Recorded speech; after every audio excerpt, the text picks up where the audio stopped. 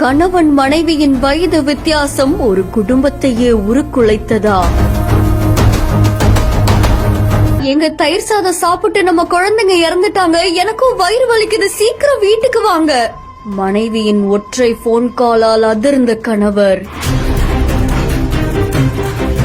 தெலுங்கானா மாநிலம் சங்கரெட்டி மாவட்டம் அமீன்பூர்ல இருக்கக்கூடிய ராகவேந்திர நகர் காலனில 55 வயதாகக்கூடிய சென்னையாவும் 35 வயதாகக்கூடிய ரஜிதா அப்படின்ற தம்பதியும் வாழ்ந்துட்டு வந்திருக்காங்க.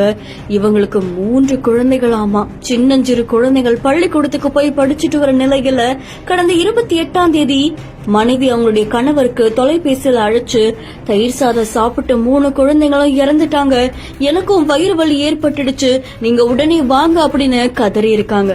அடிச்சு பிடிச்சு பதறி அடிச்சுக்கிட்டு ஓடி வந்தா 3 பிள்ளைகளும் பரிதாபமா உயிரிழந்திருக்காங்க. வழக்கு பதிவு செஞ்சு விசாரணையை தொடங்கின போலீசார் அவங்க மனைவி கிட்ட நடத்தின விசாரணைகளை அவங்களுடைய மொபைல் எண்ணை வச்சு ஆய்வு செஞ்சிருக்காங்க.